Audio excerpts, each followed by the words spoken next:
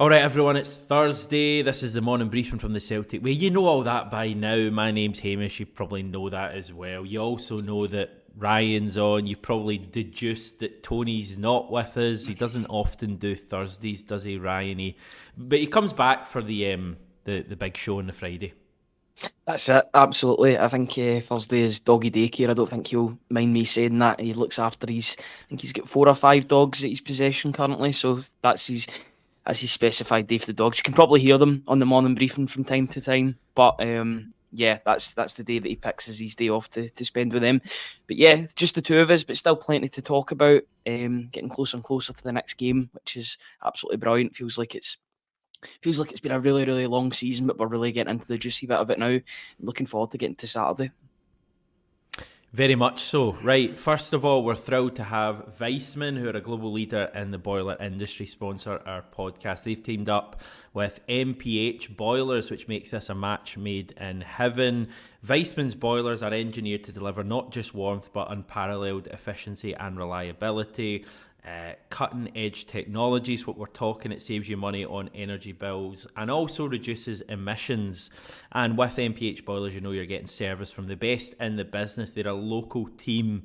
When you choose a Weissman boiler that's installed by MPH, you'll also get a free internet controller, and they're offering the first year service free. So check out the people at the top of the screen and take your first step towards a warmer, more efficient home. You know the script by now, everyone. Yep, absolutely. 6 months of access for £1. I'd like to thank everybody that's joined us so far on this. We actually hit our first target yesterday. Not gonna name the number that we hit yesterday, but we've hit one of our main targets, which is absolutely tremendous. A million. I wish that'd be absolutely tremendous, but I'd be off on a beach somewhere. Yeah, so would I. I'd be probably with you. 6 months of access for £1, plus a free Kyogo Furuhashi print from renowned football artist made by Frankie. www.celticway.co.uk/subscribe. On there this morning, there is a scouting piece on the Trabzonspor goalkeeper Cakir that's been linked with the club in recent days. Not going to give any spoilers away about that, but if Celtic are looking for a goalkeeper, maybe they should look at him because his stats look absolutely tremendous. Turkish number one as well.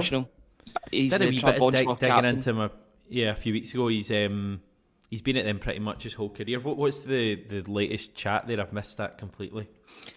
There was a recent report that came out that said that Trabzonspor were looking for somewhere in the region of 12 million. Now, I don't think Celtic will be spending 12 million on a goalkeeper. I don't think they'll be spending 12 million on a player, never mind the goalkeeper, but you know, there was that link last week that Michael Nicholson had got in contact with the higher ups at Trabzonspor about this player. So you're hoping that there is some sort of truth in that. It is a position that Celtic need to fill. They also need to fill other areas on the pitch and off the pitch, such as the head of recruitment, which does concern me just ever so slightly. Why are Celtic going for players when they don't have a head of recruitment? I think it should be the other way about. They should have the head of the recruitment before signing players. But this guy looks to be the business. There was Chelsea, Arsenal, etc. were all linked with him a couple of years ago, but he seems to have stayed put. And he looks a pretty good goalkeeper, really good in 1v1 situations. I think that's the one thing that really stands out. Good at going off his line, kind of like Arthur Boric was with the sort of starfish when he comes out and runs and gets those saves. So he's really good in those positions, good at passing with the ball at his feet. Just looks like a good modern day goalkeeper and in the prime of his career at 28. So that'd be a good signing if it was to go ahead, but I think there's a bit of a wiggle room to be negotiated between the two sides, that's for sure. Yeah, I think there was a mention of Southampton as well. I know that's not quite at the Liverpool and Chelsea level, but it seemed like that was very close. He was very close to signing for Southampton maybe last summer or the year before. Not sure if they were in the Premier League at that stage, but he's clearly someone decent. What are your overall thoughts on the goalkeeper stuff at the moment? Like, what kind of road do you think will go down? I've got to say, I do like the profile of player that have been linked with the club in recent days. You know, 27, 28-year-old. I think the Werder Bremen goalkeeper was linked, whose name escapes me, but he's been linked also. The Dutch goalkeeper, was it? I can't remember his name as well. It's been that there's been 3 goalkeepers that have been linked to the club. They've all been the same age, round about the same profile, good with the ball at their feet. So it seems as if they're doing their identification correctly. 28 for a goalkeeper is still young. It's a completely different position to the rest of the park. Yeah. I'd rather somebody was that than maybe 24, 25, because they've got their footing in the game. They've played a lot of games. 28, you can still play for another 15 years if you're a goalkeeper at the age of 28, sometimes 15, 20 years. It's incredible, especially nowadays with how well goalkeepers take care of themselves. So for Celtic, I think this is a position that they're going to need to look at for the next 3 to 4 years rather than 1 to 2. I want a goalkeeper to come in and instantly command that. Joe Hart's been a great servant for the club, but it's all about taking that next step. You're hoping that Celtic can improve upon Joe Hart, maybe somebody that's better with the ball at their feet. That being said, I think Joe Hart's arguably had one of his best seasons at Celtic. He's had a good innings at Celtic, but this season, especially the second half of it, I think he's one of Celtic's best players. I think he's making a push to being one of the players of the year at the moment. So I've been quite happy with what he's doing. I think he's really riding off into the sunset, and hopefully he'll have the trophies to show for it at the end of the season. But yeah, what a servant to the club. 3 brilliant years he's had. There's certainly a growing, motion for Joe Hart to be potentially named Player of the Year. I think, Matt O'Reilly's obviously a contender as well. There might be a few other people in there. Maybe not a great deal considering the season we've had and more so the injuries we've had. And yeah, I dare say the kind of final matches of the season will have some sort of a play in it, although they announced it a good few weeks before the end of the campaign. But I wouldn't be surprised if Joe Hart ends up getting it, or certainly like the supporters Player of the Year or something like that. I certainly think he'll get some. By the way, I don't know if you saw this. I saw that Celtic, I got an email about an event with Joe Hart that the club are putting on after the season. It might even be into June. A kind of Q&A they're doing. Did you see that at all? I didn't see that, but I'm happy that they're extending things with him just ever so slightly. He deserves that. He deserves this send-off, because I think he's had a tremendous career, both domestically and internationally. It's good that one of the elite goalkeepers of the past 10, 15 years, and I would put him up there because he had some tremendous appearances for Man City in the Champions League. There's a game in particular I remember where he went to the Westfalen Stadium as well as the Barcelona, the Nou Camp, but he kept Man City in the game. I think it was 2012, 2013. That was Jurgen Klopp's Borussia Dortmund that had Götze, that had Royce, Lewandowski, and he single-handedly kept Man City in the game. I think it was a draw, but he was absolutely incredible that night. He's had some of those performances for Celtic too. Yes, he came towards the end of his career. That's probably the reason why he came, because of his wages as well. He would have been asking for too much earlier on in his career, but I think he's been a tremendous servant, and I'm glad that Celtic are giving him the send-off that his career deserves, because he was sort of fading into obscurity. He was third choice at Tottenham at the best of times. He was hardly getting his game at Burnley. You look at his time at Torino as well. Ever since Pep Guardiola sort of bombed him out of that Man City team, his career was on the downward trajectory. So I'm glad that he's had this final sort of a swan song, and he's really taken it with both hands. I'm absolutely delighted for him. I see what you did there, both hands. We've had 3 comments in to do with Player of the Year, and 2 of them are putting Joe Hart forward. Kaiser, Liam Scales. It's a bold shout, Kaiser. It's a bold shout. Someone's calling Kaiser out as well, but Scales certainly has had a good season, I would say. I don't want to spend the whole video talking about Joe Hart, but I was just thinking there. I mean, I think as the general consensus seems to be that we'd want a younger goalkeeper in. Yeah. Like, if there was, I can't think of any off the top of my head, but if there was another goalkeeper in a similar position to where Joe Hart was a few years ago, like a fallen giant, if you will, or a fallen great, if you want to call him that, would you go for that again? I mean, why is it we want a younger keeper? I think it's just modern football, isn't it? It's one of those things you want to have. Do we want defenders. One of those that can play out with their feet? Yeah. I think they add something to the team. I think, but they're not exclusive. The fact, if you're better with your feet, Well, obviously you want to be better with your hands and your feet, but you can be good at both. There's players in the past that have shown that. Look at modern football nowadays. I know they go for top dollar, but I think Celtic have got to find them if they're looking for that sort of player, and they've got to scout them before the big mega scouts of Benfica, Porto, etc. find them in South America. That's where Celtic should be stationed if they're looking for the next best thing. Is it too much of a risk though? You look at, I know it's a different position, but you look at how Bernabe worked out. Imagine Bernabe had been a goalkeeper. Awful thought, but imagine he had been. That would have been a complete disaster. Your goalkeeper has to be good, otherwise you're not going to do anything. Yeah, I think the thing with teams like Benfica and Porto, they usually have a goalkeeper coming through, but they'll have a more experienced goalkeeper as well. They'll go with two. Some of them maybe even play the Champions League games and the domestic cup games, and then one of them plays the league or whatever way it is. But they always have someone in the background that can come through. Jan Oblak wasn't a starter for Benfica until his second last season or last season. He actually went out on loan a couple of times, came back, was that good. They had only a season at Benfica, and then Atletico Madrid came calling. Now he's one of the best goalkeepers in the world and has been for the past 6, 7, 8 years. So it's a risk, it is a risky position. Maybe it's a position that Celtic cannot afford to have risky players in. I'm trying to think of a fallen giant that's came across hard times that isn't Fraser Forster, to be honest. Yeah, someone, was it Joe, I think, was mentioning Fraser Forster a minute ago. I actually wouldn't be surprised if the club looked at Forster, because we seem pretty obsessed by Forster. Probably a little bit past it, dare I say now, although what a goalkeeper that, is prime. And even a couple of years ago when we had him for that season, he was possibly even better than the previous He thing. was. I think he was. Yeah, look at the game against Lazio, look at the game against Rangers. Yeah, I know he's a bit younger, but they've had success over the road with Jack Butland. I know he's not had the career that Joe Hart has had generally, but I was putting it out there. I do think Celtic will go younger.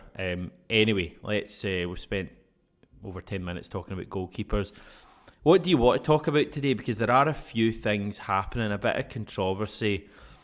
Dundee Rangers didn't happen last night. It's probably not one for us to really talk about too much. As a Celtic fan, do you have any thoughts on this? I'd much rather have the points on the board than have games in hand. That's one thing I would say. Puts more pressure on Rangers on Sunday, I would say, especially if Celtic win against St Mirren. 4 points clear. 4 points clear, you put that pressure directly on, and Rangers have 2 games in which to make that back and then go top of the league. Yes, it's against favourable opposition, you would say, in Dundee and Ross County respectively, but they're away from home. As far as we know, with the Dens Park, they'll be away from home and they've not moved it to a different location. That's just a nightmare scenario. I was watching the pitch inspection live on Sky Sports. You knew 10 minutes before it was announced that it was going to be called off, because whenever Don Robertson was chucking the ball wasn't moving. It was just sticking to the ground. It's as if there was blue tack on the pitch, and it was not an ideal situation. And I do agree with some of the commentators saying it's a bit embarrassing for the league that, after a great Glasgow derby, the 3 each, the next game to be shown on the TV or not shown on the TV is a game that's been cancelled twice due to a waterlogged pitch in April. I get climate change and all of that, but it isn't the greatest look for the league. The climate change argument was one of the arguments made by one of the Dundee directors, but it's just not a great look. But as I said, I'd much rather have the points on the board than playing catch up, especially when the small matter of the split is coming up. There's a lot of pressure that needs to be finished before that game needs to be finalised before the split fixtures are announced, just due to the way Dundee and Hibs are currently in the league. It's a nightmare scenario, but I'd much rather have the points in the pitch, is what I'm trying to say, long story short. Am I wrong for just wanting anarchy with this situation? I want a horrendous situation for Rangers where they have to play 24 hours after another match or something mad like this. I just kind of want it to go on and see what happens. It's a title race for you. We've banked our points for that match day a few weeks ago. I think it was the St Johnstone game, wasn't it? I mean, we're kind of we've got the points in the bank, is basically what I'm trying to say, and I just want it just to be as difficult for them. They'll probably still win. I mean, Motherwell beat Dundee away from home on that pitch, so it can't be that much of an advantage for the home team, but I'm happy for it to go on for a bit longer and for us just to keep winning. I think that's also why it's important from the weekend. Like, we're not really looking at Rangers scores, but we're not really needing anything. We'd take a wee result, it'd be a bonus, but we're just focused on ourselves, and I guarantee that in that dressing room there's that focus as well. They'll look out they'll look out for the Rangers scores, of course they will, but I think they're just, they've got that laser focus at the moment. So yeah, give us 10 more postponements and Rangers having to squeeze it in, preferably a day before they come to Celtic Park. VAR stuff. Did you see Aberdeen's statement yesterday? The stuff from the weekend. I've got to say, it got lost in all of the hullabaloo of the Dens Park. It was probably a smart time to put the statement out, because it would have been front and centre if it wasn't. Really, really strongly worded. They really did not hold a lot back in that statement whatsoever. I've watched that goal a couple of times since, and if you're guessing about that, then you've got to give the benefit of the doubt to the attacker in that situation. Surely it is so close. Did you see the still that the SFA put out in their statement, and the line they've used to say that it's was offside on Angus MacDonald at the kind of back post? Like, it doesn't look like it's in line with the penalty box. The 18-yard line. Not the first time that we've heard this. I remember the infamous Jota goal that wasn't. That would have been goal of the season, similar. Probably. Technical errors. I think that would have been. Yeah, I think we were robbed of potentially goal of the season from Jota. It was an absolutely incredible finish. Sometimes I like to think that goal counted just because it was that good. Thankfully, Celtic got the job done in that game. But it's VAR. I've got to be honest, and this is an unpopular opinion. I am a fan of VAR. I'm not a fan of the way it's getting implemented. You only need to look at the way that VAR was implemented last night in the Champions League. The clue is in the name, assisting the referees. It's an assistant referee. It's not re-refereeing the game. It's not VRR. It's VAR, and it very much gets used like that in the Champions League. It takes a sort of back seat, allows the referee on the pitch to sort of get the overarching view on the game, and it's used to assist the referee when it's needed. And every decision takes about at most 10-20 seconds to resolve, unless it is a changing, and in which case it's quicker anyway. I just like the model that they've got in the Champions League, and you're getting better games in the Champions League because of it. There's no surprise that the games in the Champions League have been so good because of two things. One, they've got rid of away goals, and two, the VAR's less all-encompassing than before. So I think I don't understand why it's not the same VAR. If there's one VAR, if there's VAR, then it should be the same for every single league. It should be unified. I don't understand that. It's such an important thing, and there's so many different things to different ways of implementing it. It should be the one unified stance, and everybody should just adhere to it.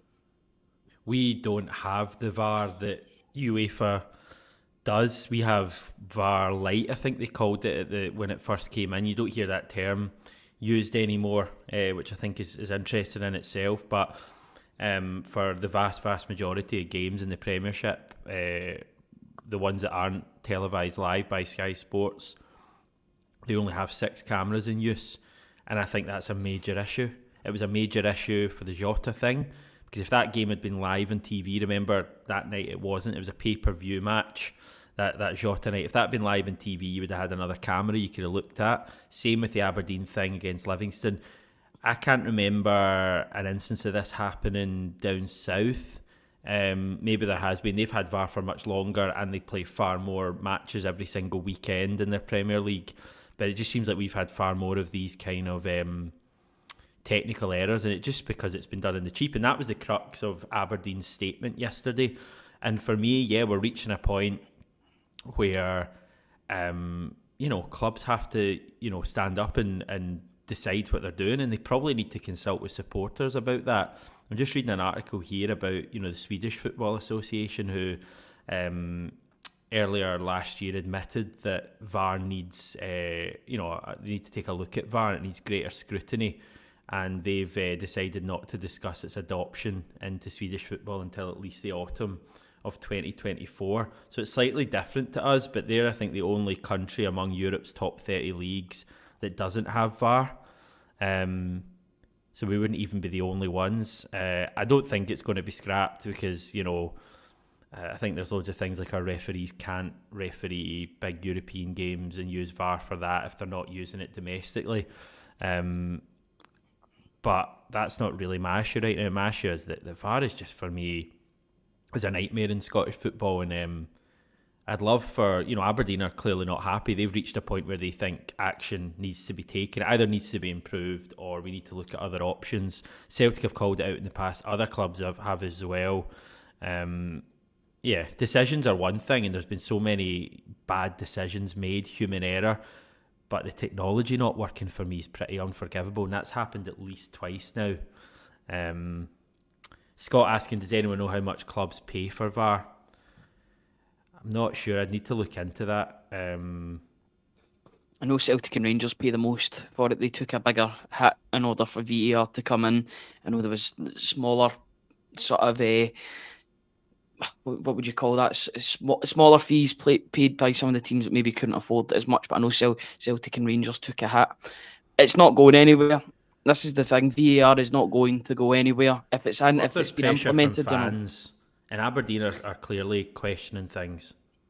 I think it becomes a sideshow, even if it does get taken away, because then they're one of the leagues in Europe that don't have it. I know the Championship don't have it, but once there's got to be an alternative. They've got to find a way in which that it doesn't become this sideshow all the time. Now, I think it always will be in that regard because that's the nature of Scottish football up here. It's the nature with referees. Up here, the referees almost become a sideshow in itself, maybe due to the reputation that some have or the way that people look at referees historically. But it's not going to go anywhere. I think it can be a good thing, and I was calling for it to come in before it came through.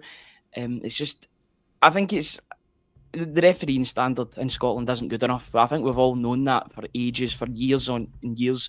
But this has managed to show it in an even worse light. It's managed to highlight how poor the refereeing can be sometimes in the league. So I guess that's one positive that's done. But you see, when it's when it's against your club, at the detriment of your club, then it's really not great. I mean, you only have to look at the first game that was introduced in, an absolute sideshow against Hearts at Tynecastle. Always seems to be Hearts at Tynecastle, the VAR mad games, but that first one was an absolute crazy game and not in a good way. Felt like guinea pigs almost, Celtic, when they were playing in that game. But it's something that needs to be improved upon, but I don't think it's going to be going anywhere, unfortunately. If you like it or not, I don't think it's going to be going anywhere. What a selling point it would be for Scottish football to not have VAR. The biggest league in Europe not using VAR. Proper football. There's your tagline right there for Scottish football. Honestly, I don't see it coming though. If I'm honest, in answer to the question a minute ago, just looked it up there. VAR is expected to cost around £1.2 million per season. So that's total cost. Premiership winners will pay approximately $195,000 per season, so that's what Celtic are paying roughly. Sliding scale down the league, bottom club in the Premiership pay around £67,000. So that's how much it's costing Celtic. $200,000 a year, value for money. I'll let you make your own mind up on that.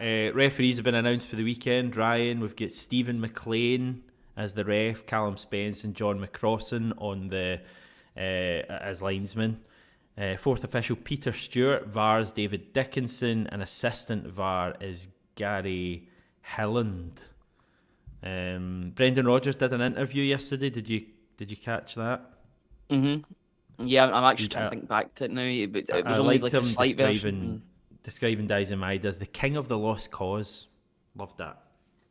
I like that, and I do agree with that statement as well, because he did chase a lost cause, albeit early on, so he had all the stamina to do so. But he does chase lost causes, and he got his rewards on Sunday with a great.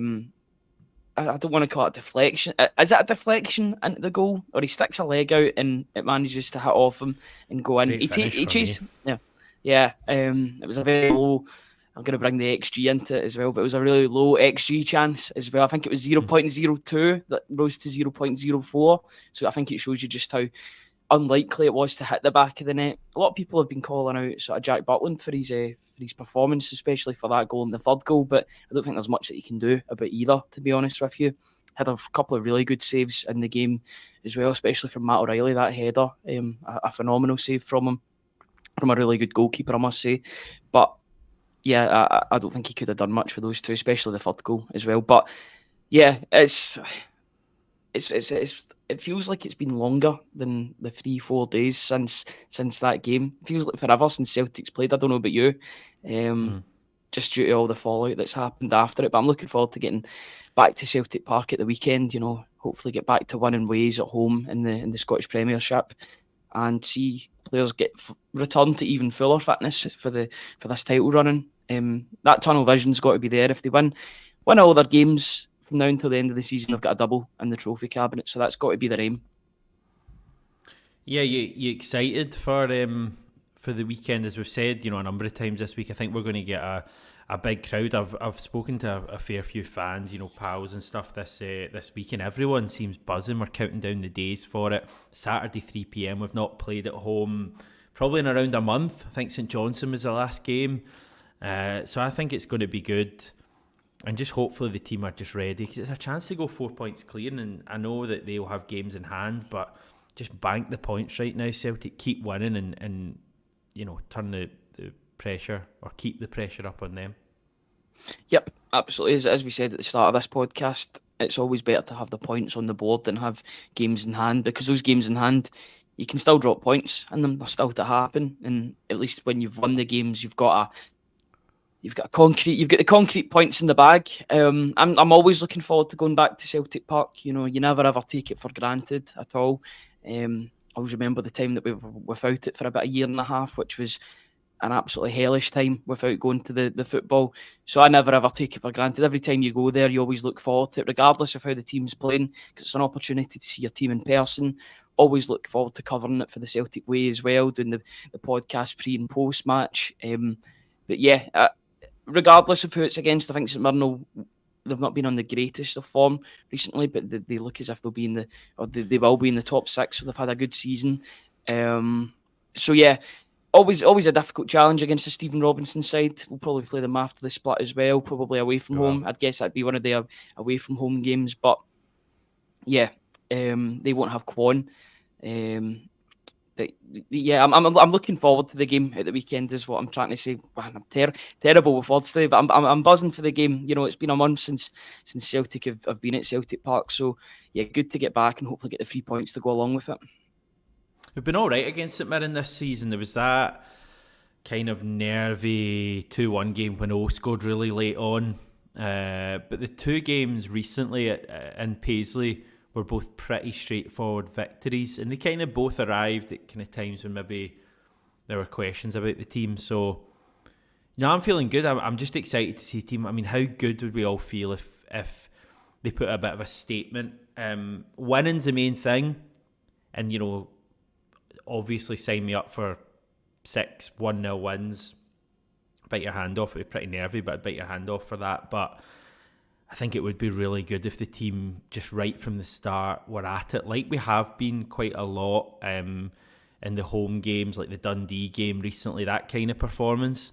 I just thought the Livingston game, obviously the Livingston game was forgotten about quite quickly because we went into the derby, but I thought that was a real telltale sign of this Celtic team being focused. Like, Livy's a tough place to go. I know they're having a poor season, but we were really business-like that day, and even at 0-0 at half-time, there was no nerves in the performance, and that almost more than Ibrox on Sunday just convinces me that the team is ready just to kind of chalk off the wins one by one.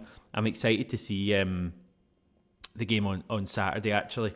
Midnight kick-off here, so I'll be staying up for that, and Henrik McLarston saying the crowd will be crucial. I really, not to put pressure on anyone or call anyone out, obviously people have their reasons maybe for not making games, but I hope I don't turn it on and see loads of kind of empty seats like you do from time to time. That there should be no real reason other than, very important things in people's lives for people not to go along on Saturday. It's a huge game. Team need a bit of support now. I think they deserve a bit of support, and I think they'll get that support. And just hope it's a real big crowd. I'm pretty sure it will be because, people have got the bug at the moment, don't they? Certainly do, and I think it's because there's been an upturn in performances as well, and it starts with that. Like even the Livingston game beforehand, even though they conceded 2 goals in that game, I thought some of the football was quite good that Celtic showed on that afternoon. St Johnstone, then they followed that up. I think it's been ticking along quite nicely since the Dundee game. I know that Celtic lost against Hearts that weekend, but that was a game in itself, and it was mental. And Celtic actually started that game really well. I always mention that, but they did start that game quite well until the red card happened, or that transpired. I just think there's been an upturn recently in the performances, and that's down to players returning, Kyogo scoring goals, Ida's scoring goals as well, Hatate's returning to prominence, Carter Vickers giving that stability at the back, even though he conceded 3 goals at the weekend. I thought he was Celtic's best player. So you get the spine of the team back like that, and you will see an upturn in performances, which is good to see. It's an interesting one to see what they do with Cal McGregor, as we discussed yesterday. It'd be interesting if he starts the game or if he comes off the bench. I think Rodgers' comments tomorrow will be quite interesting in that regard. But they've got options. Bernardo showed that he can come off the bench and do things pretty well. He's probably knocking at the door for a start, considering he got an assist in his last game and a goal the game before. So he's a player that can be relied upon. Could he start against St Mirren? I'm not so sure because Hatate's in the team, but food for thought for the manager. And there's plenty of options in and around the team, which is absolutely brilliant to see. I'm just wanting players like Kuhn to come back into prominence. He didn't have a great game against Rangers, albeit he got the cross in that Scales attacked that was a touch for Goldson. I want to see more from him. I thought Kuhn was fine. I wouldn't say it was his best game. I thought he was involved enough in that first half. He kind of caused them a few issues, I would say. I thought he was fine. Certainly in comparison to what we saw from Yang in the second half, he offered a lot. Yeah, Yang was not great in the second half at all, and I hate to single him out because I've really enjoyed some of his performances recently, but no defensive. There was no defensive education about him whatsoever, or a mentality. He just, that's exactly the word I was looking for. Thank you very much. That other angle of Matondo's goal that Rangers posted, it really does show Yang for all his poor defending, light and all. The poor defending is he just gives up on it almost. He gets turned and there's no second challenge for him whatsoever. He just gets left in the lurch. Great finish from Matondo, but that's where he's got to learn. He's got a lot of talent, a lot of raw talent, but as Alan Morrison said in his piece yesterday, sometimes he resembles a teenager in the way he plays. Sometimes he can be really talented. Yeah. The good and bad points of that, you can be a talented teenager but still lack the skills to do it on that end of the pitch, and that was the latter on Sunday. Be interested to see if Rodgers throws him into a big game again this season, or whether he maybe looks at someone like James Forrest going forward. Right, a few comments that I've just seen throughout the stream. Just fire through them before we go. Christopher saying it's easy to say win the remaining games to win the league. Unfortunately, it's never that easy in reality. Gordon, yes, despite late disappointment on Sunday, we seem to have our mojo back with key players returning. I'm very confident we can win our remaining games. Bit of chat about VAR. Andy saying professional officials are needed in Scotland, then they can be judged as they are in other countries. Thomas, if you had to name the best referee in Scotland, who would you pick? Don't